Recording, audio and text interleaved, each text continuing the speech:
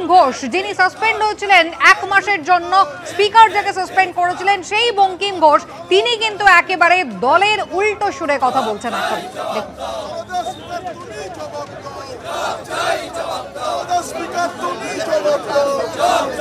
কতগুলি গুরুত্বপূর্ণ বাজেট আলোচনা হলো, স্বাস্থ্য হলো, তারপরে আমরা দেখলাম শিক্ষা দপ্তর নিয়ে হলো, যেটা এই মুহূর্তে মানে রাজ্যে অন্যতম বড় ইস্যু, কিন্তু আপনারা অংশ নিলেন না। একজন বর্ষিয়ান রাজনীতিবিদ হিসাবে আপনি কীভাবে দেখছেন?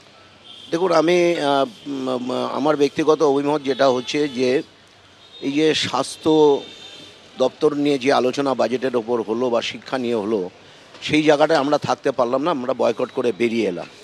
এটা মনে হয় আমাদের একটা ভুলই হয়েছে, আমি বলবো এটা আমাদের ভুলই হয়েছে। মানে গুরুত্বপূর্ণ দুটো বাজেট, সেই জায়গাটায় আমরা থাকতে পারলাম না।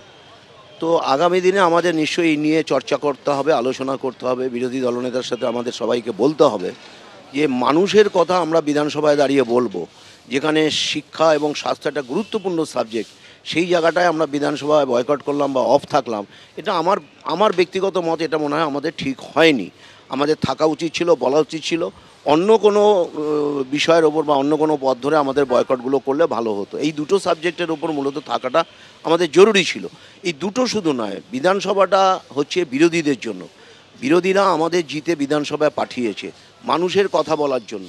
ফলে মানুষের কথা আমাদেরই বিধানসভায় বেশি করে তুলতে হবে, বলতে হবে। কিন্তু সরকার যে ভূমিকা নেয়, সেই ভূমিকার জন্য সরকার আমাদের ট্র্যাপে ফেলে দেয় এবং সেই ট্র্যাপে আমরা কখনো কখনো পা দিয়ে ফেলি।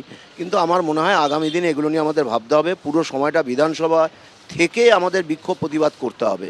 বিধানসভায় থেকে যদি আমরা এটা করতে পারি, তাহলে মানুষের কথাগুলো আমরা বলতে পারবো। আমার মনে হয় আগামী দিনে বিরোধী দলনেতাকে আমাদের যে বাজেটের যে সেশন টাইমটুকু এবং বিধানসভার যে টাইমটুকু আছে, সেই টাইমটুকু রাজ্যের মানুষের জন্য আমাদের বলতে হবে এবং কথায় কথায় আমাদের বয়কট করে বেরিয়ে এলে হবে না। প্রাক্তন মন্ত্রী তার অভিজ্ঞতা থেকে তিনি মনে করেন যে যেভাবে বয়কটের পথে হাঁটছে বিজেপির বিধায়করা, সেটা কিন্তু ঠিক না, বরং বিধানসভার ভেতরে থেকেই প্রতিবাদ করা উচিত, এমনটাই তার অভিমত। ক্যামেরায় অজয় দাসের সঙ্গে উজ্জ্বল মুখোপাধ্যায়, এবিপি আনন্দ, কলকাতা। বিজেপির বিক্ষোভে ধুন্ধুমার কাণ্ড একদম বিধানসভার গেটের সামনে, এইভাবেই আগুন জ্বালিয়ে কালো পতাকা পুড়িয়েই এইভাবে আজকে বিজেপির তরফে বিক্ষোভ দেখানো হচ্ছে। বিধানসভার মেন গেটের বাইরে এইভাবে আগুন জ্বলছে, ধোঁয়া বেরোচ্ছে, কার্যত নজিরবিহীন ঘটনা। বিজেপি বিধায়করা আজকে বিধানসভার অধিবেশন কক্ষের ভেতরেই তারা আজকে বিক্ষোভ দেখাতে শুরু করেন, কালো পতাকা নিয়ে কাগজ ছুঁড়ে বিক্ষোভ দেখাতে শুরু করেন।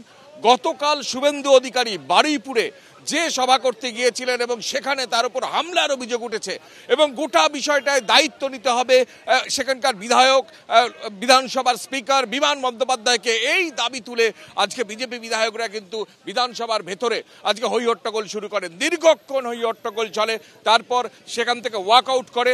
বিধানসভার বাইরের ছবিটা আমরা দেখাবো।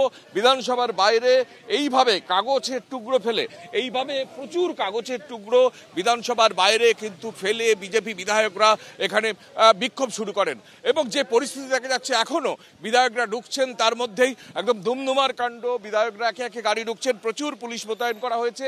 একদিকে ধোঁয়া, আগুন জ্বলছে বিধানসভার গেটের বাইরে, বিধায়করা ঢুকছেন, বিধায়করা বেরোচ্ছেন এবং সেখানেই আজকে বিজেপি বিধায়করা আজকে বিধানসভার অন্দরে অধিবেশন কক্ষে তারা আজকে বিক্ষোভ দেখাতে শুরু করেন।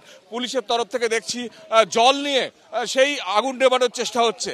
একদম বিধানসভার ফটকের সামনে জল নিয়ে সেই আগুন নেভানোর চেষ্টা হচ্ছে। বিজেপি বিধায়করা এইভাবেই আজকে প্রতিবাদ করেন এবং যে ঘটনা কালকে বারুইপুরে ঘটেছে, অর্থাৎ শুভেন্দু অধিকারীর গাড়িতে হামলার অভিযোগ উঠেছে, শুভেন্দু অধিকারী রাষ্ট্রপতি শাসনের দাবি করেছেন, রাজ্যের বিরোধী দলনেতা তাকে হত্যার চক্রান্ত হচ্ছে এমন মারাত্মক অভিযোগ পর্যন্ত করছেন। ঠিক সেই জায়গায় আজকে বিধানসভা শুরু হতেই বিধানসভার অধিবেশন কক্ষে শুভেন্দু অধিকারী নিজে না থাকলেও বিজেপি বিধায়করা তারা সেখানে আজকে বিক্ষোভ দেখাতে শুরু করেন, কালো পতাকা হাতে আজকে বিক্ষোভ দেখাতে শুরু করেন। আমরা দেখছি একে একে বিজেপি বিধায়করা তারা দাঁড়িয়ে আছেন। এখানে শঙ্কর ঘোষ, অগ্নিমিত্রা পাল সহ বিজেপি বিধায়করা দাঁড়িয়ে আছেন। প্রচুর পুলিশ মোতায়েন করা হয়েছে। তার মধ্যেই বিধানসভার গেটে বিধায়করা ঢুকছেন, বিধায়করা বেরোচ্ছেন।